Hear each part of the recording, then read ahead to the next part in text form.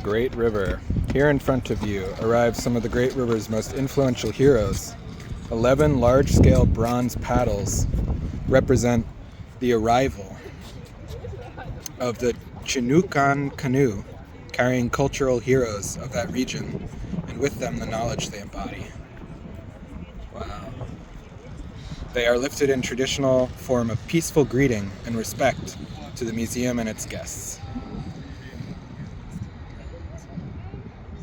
Each day, the paddle's shadows take one stroke across the entry plaza of the museum, perpetually in motion. That is beautiful. And there are the paddles. They're really amazing.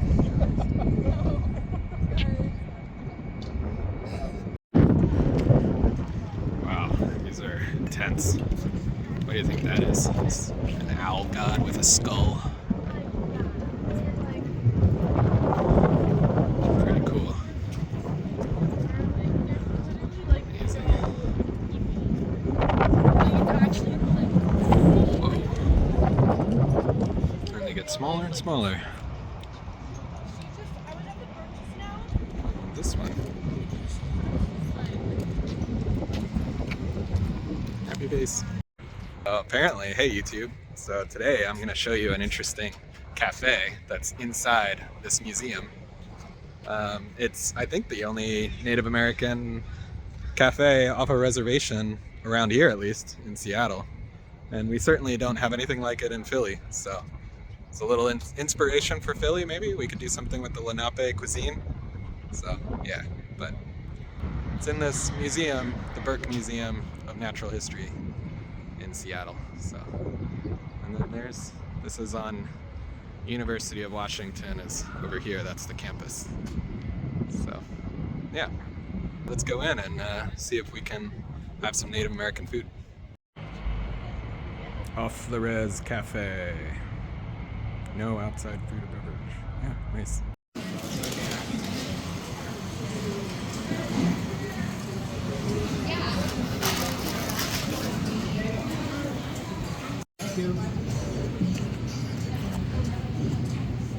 Try harder. Okay, so here we go. What do we got? We've got, this is sweet fry bread with strawberry jam. And this is a buffalo taco. They call it an Indian taco. I guess it has braised barbecued buffalo on fry bread. So instead of like a taco shell, they're using fry bread. So that looks delicious. Yeah, it's pretty rare to find Indian cuisine anywhere on the East Coast, but right here in Seattle at the Burke Museum, you can find that cafe right in there. And yeah, so let's give it a try. Yeah, so here we go. Oh, this is the taco. Buffalo taco. And I think those are fermented onions.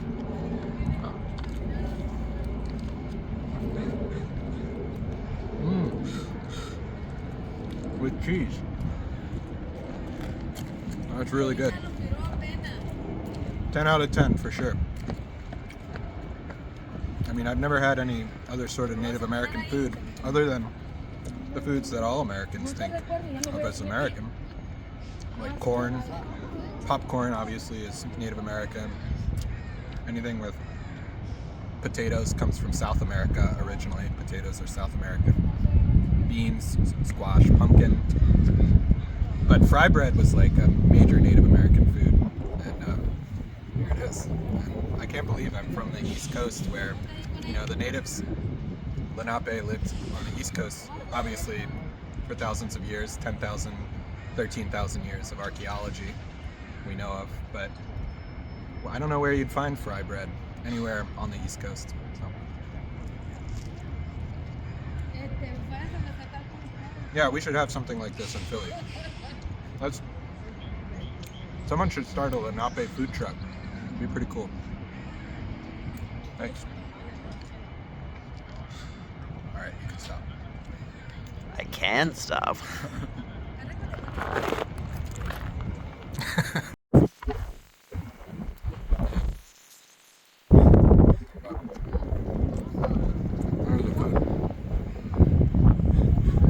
Alright. Yeah, so here's the fry bread covered in strawberry jam. And I guess this is a breakfast thing, but I'm going to eat it as a dessert. So, like,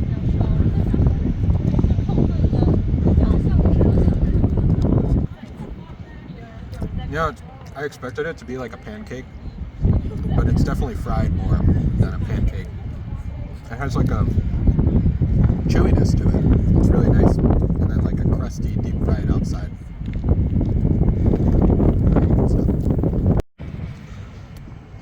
Yeah. I wonder if Native Americans ate strawberry. Presumably they did. Strawberry is native to North America, so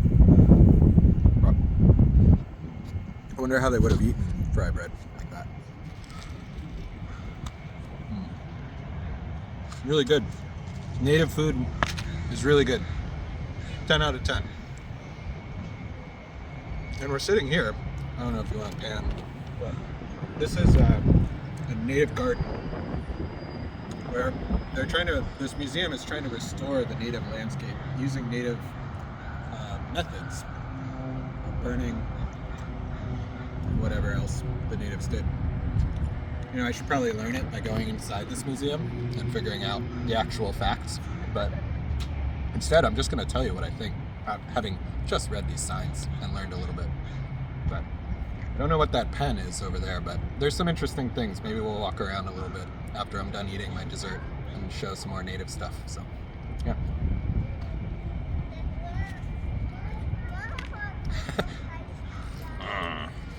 Eat that. It's good. It's very good. I would eat this every day if it wasn't so sweet. It's a lot of sweet. Oh, it's very good. I mean, of course, the natives wouldn't have had sugar. That makes sense. Thinking about it more. So they wouldn't have had strawberry jam. But they could have made strawberry jam. I don't know.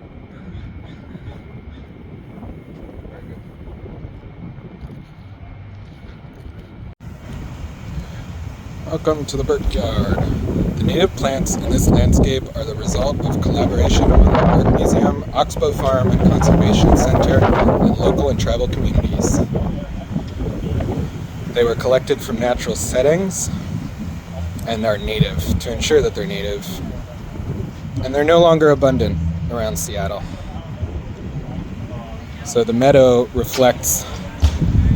Burke Meadow reflects traits of the landscape before the city's settlement.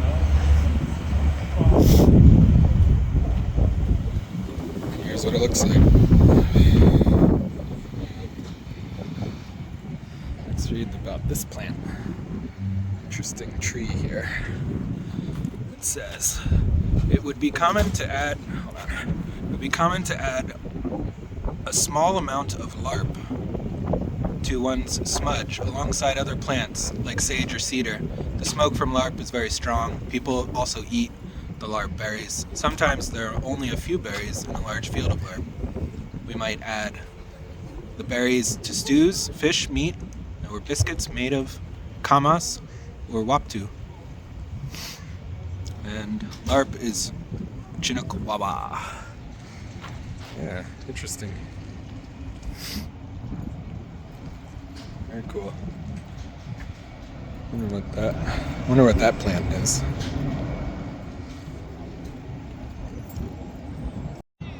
Alright, let's check out the garden. Let's see. Okay. I wonder in the spring if there's more going on, or if this is the native landscape they're going for. I don't know. Please stay on the pathway. Alright, we'll do that. These little native plants here. I don't know what that is. I mean, that's grass.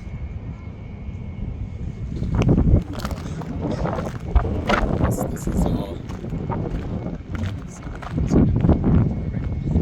I don't know exactly what I'm looking at, to be honest. But plants are set up is interesting. Let's see what this pen is. Okay, restoring the land. Meadows like this once covered much of the Cascade region, but were largely destroyed to make way for development. Home to many traditional food sources for native peoples, surviving meadows are cared for using traditional indigenous practices like burning and selective harvesting. In bringing this landscape to our front door, we hope to continue learning how land development changes the ecosystem. By restoring and supporting a native meadow, we are showing one way of caring for the environment. Really nice.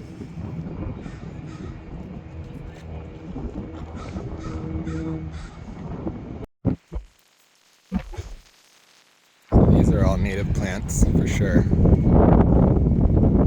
And so what bush that is. It'd be nice if they were labeled. Maybe they are labeled and I just missed the labels. What is this? What is this plant? Very interesting plant.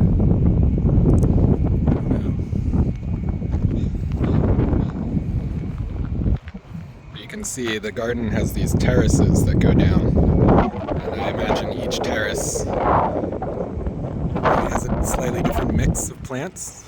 And it goes back there. Let's see what these other signs can tell us.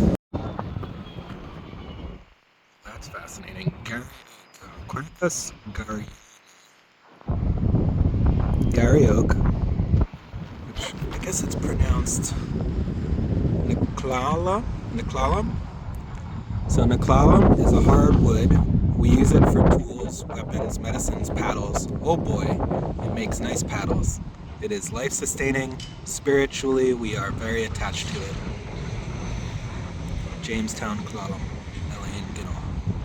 There are more than 90 oak species native to North America, and this is the only one native to Washington. Okay, wow. Gary oak grows in seasonally dry soils on both sides of the Cascades. So this is the only native oak in Washington, right there. It's native to Washington State, and it's an oak tree. I guess the natives used it to make paddles, another for medicines and other use cases. Now let's see what this one says. La Camas, or Chinook Wawa. Hey, Delaware County. There's Wawa. Okay, interesting. Chinook Wawa. Common Camas. Camasia Quamash. For our people, very few undisturbed places exist where large amounts of camas still grow. My great-great-great-grandma, Kalaya's house, was near the Columbia River around Wind River on the Washington side. There were many camas fields in that area. Now the camas is returning with the help of the indigenous tribes, environmentalists, and a few species of birds who occasionally drop bulbs along the Columbia River. Eric Bernardo, Confederated Tribes of Grand Ronda. Common camas belongs to the lily family and grows light to deep blue flowers. It is adopted to seasonally wet soils that usually dry out by late spring. So that's what it looks like. And yeah, it's late spring, so this is all dry. But I think maybe that's one. No, that looks like a nettle. So the camas are probably buried. Maybe that's one coming up right there. Yeah, it's starting to sprout. You never know. But maybe in the spring, this whole place will be full of blue flowers. Camas flowers. That'd be pretty cool. So, there you go. Little garden. It's definitely not the right time of year to see the blue flowers or any of the plants flowering, really, but it's nice that it's here. And thank you to the Burke Museum for doing this. It's really special. And I wonder if in Philly we could do something similarly special. I don't know.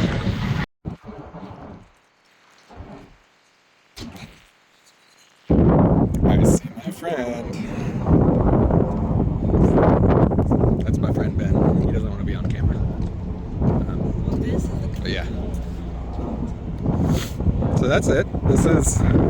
This is the Native American Cafe in Seattle, off the Rez, and here's the native garden right outside. So you should come here and get some food, and then visit the garden. All right. I guess that's kind of it. So thanks for coming along on this video. My name's Sean. This is my channel, Salt Good. Like, subscribe, comment as usual, and I'll see you in the next one. Bye.